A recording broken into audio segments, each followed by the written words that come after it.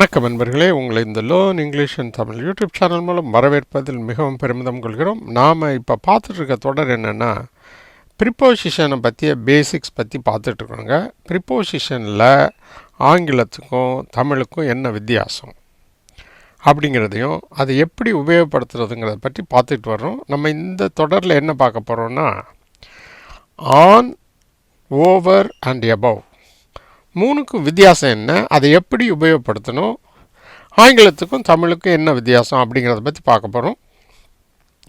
இப்போ அதை பார்க்குறதுக்கு முன்னாடி ஆன்னா என்ன அப்படின்னா, ஒரு இடத்துல மேலேங்கிற அர்த்தத்தில் வரும். ஆன்னா ஓஎன் ஆன், ஆன்னா மேலே, ஒரு பர்டிகுலர் இடத்துக்கு மேலே ஸ்டேட்டிக்காக ஆடாமல் அசையாமல் இருக்க ஒரு பொருள் இருக்குன்னா அதை வந்து ஆன் அப்படின்னு சொல்லுவோம்.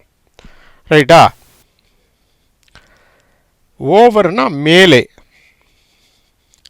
ஒரு இடத்துக்கு மேலே ஸ்டேட்டிக்காக இல்லை, இந்த இடத்துல வந்து என்னது மூமெண்ட்டில் மோஷனில் இருந்தால், அதாவது அதுக்கு மேலே அப்படியே ஒரு ஆடிக்கிட்டோ இல்லை பறந்துக்கிட்டோ இருந்தால், அந்த மாதிரி இருந்தால் ஓவர் அப்படின்னு சொல்லுவோம். எபவ்னா மேலே, ஆணும் மேலே ஓவர் மேலே, எபவ் மேலேங்கிறனா இந்த மேலேங்கிற அர்த்தம் எப்படி வரும்னா, உயரமான பகுதியில், உங்களை விட ஒரு உயரமான பகுதியில் ஒன்று இருந்துச்சுன்னா அதுதான் எபவ். ரைட்டா? இதுதாங்க மூணுக்கு உள்ள வித்தியாசம். ஃபஸ்ட்டு வந்து மேலேங்கிறது அது ஒரு இடத்துல ஆடாமல் அசையாமல் ஒரு பொருள் இருந்ததுன்னா அதை ஆன் அப்படின்னு சொல்லுவோம். ஓவர்னால் இதுவும் மேலே தான், ஆனால் அந்த பொருள் வந்து என்ன இருக்கும், மூவ் ஆகிட்டுருக்கும், ஆடிக்கிட்டு இருக்கும் அல்லது பறந்துக்கிட்டு இருக்கும், அந்த மாதிரி இருக்கும்போது ஓவர்னு சொல்லுவோம். எபோன்னா நமக்கு மேலே ஒரு உயரமான ஒரு பகுதி, அதை குறிக்கும் போது எபோன்னு சொல்லுவோம். இப்போ உபயோகத்தை பார்க்கலாம். இந்த வாட்ச் எது மேலே இருக்குது, ஒரு டேபிள் மேலே இருக்குது. ரைட்டா? எப்படி சொல்லுவோம் அதை தமிழில்? மேஜைக்கு மேலே அப்படின்னு சொல்லுவோம். ஆனால் இங்கிலீஷில் மாறும்போது என்ன ஆகிடும், மேலே ஃபஸ்ட்டும் மேஜை பின்னாடியும் போயிடும். ரைட்டா? 1A 1B நான் அதுதான் போட்டிருக்கேன். மேலே மேஜைக்கு அப்படின்னு மாறிடும். இதில் இங்கிலீஷில் எப்படி சார் வரணும், ஆன் தி டேபிள். ஆன்னா மேலே, மேஜைக்கு என்ன சொல்லணும், சாதாரணமாக டேபிள்னு போட முடியாது, த டேபிள்னு தான் போடணும். அப்போ எப்படி மாறிடுது, ஆன் த டேபிள் மாறிடுது. இப்போ சென்டென்ஸ் என்னது, The watch is on the table. அந்த வாட்ச் ஆடாமல் அசையாமல் அந்த டேபிள் மேலே இருக்குது இல்லையா, the watch is on the table அப்படின்னு சொல்லுவோம். ரைட்டா? இப்போ ஆன் பற்றி உங்களுக்கு புரிஞ்சிச்சு. இன்னொரு உதாரணத்தையும் பார்ப்போம். இது என்ன சார், அவர் வந்து அந்த பேப்பர் மேலே எழுதுகிறாங்க, பேப்பர் மேலே தான் எழுத முடியும். ரைட்டா? பேப்பர் மேலே நீங்கள் எழுதுவீங்க ஜென்ரலாக. ரைட்டா? இதை எப்படி சொல்லுவோம், பேப்பர் மேலே அப்படின்னு சொல்லுவோம். அது எப்படி மாறுது, மேலே பேப்பர்னு மாறிடும். இங்கிலீஷில் எப்படி மாறுதுன்னு பாருங்கள், on the paper, on the paper அப்படின்னு மாறிடும். என்ன சொல்லுவோம், பேப்பர் மேலே எழுது அப்படின்னு சொல்லுவோம், write down on the paper அப்படின்னு சொல்லுவோம். சரியா? அடுத்து இப்போ ஆன் பற்றி புரிஞ்சிடுச்சு. இப்போ அடுத்த ப்ரிப்போசிஷன், அந்த ப்ரிப்போசிஷன் என்னென்னா ஓவர்னால் என்ன சொல்லியிருக்கேன், மேலே தான், ஆனால் பறந்துக்கிட்டு இருக்கும் அல்லது மூமெண்ட்டில் இருக்கும். அந்த பொருள் வந்து செய்கின்ற வினை.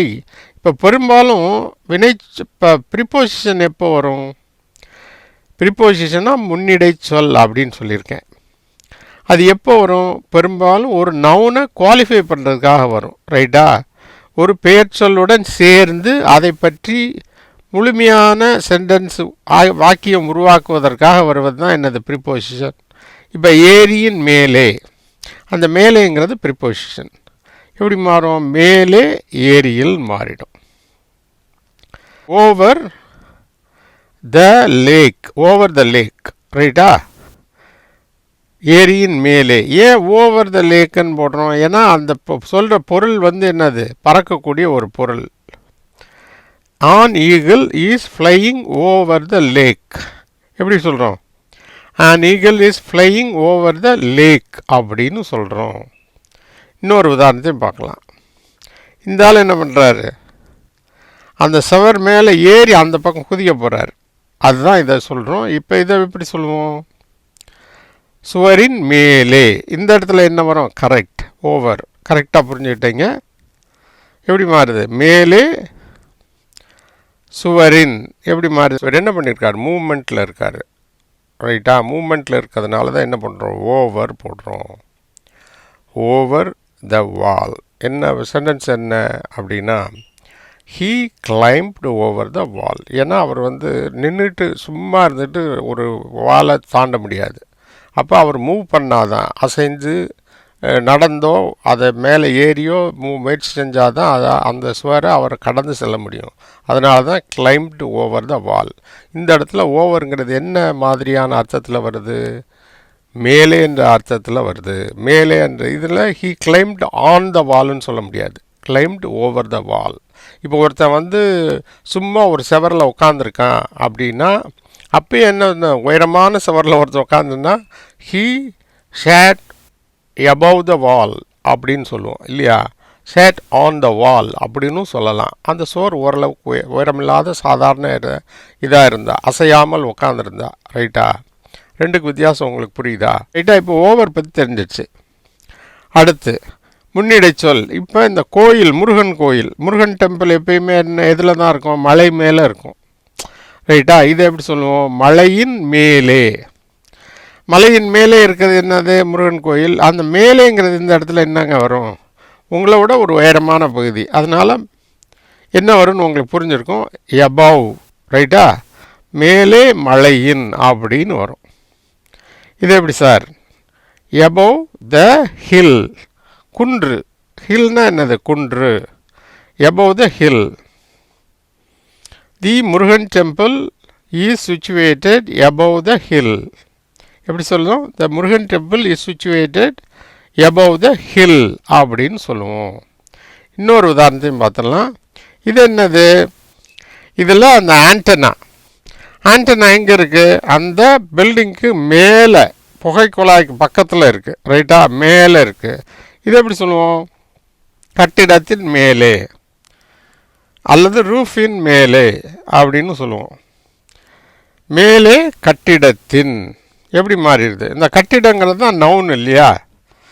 above the building.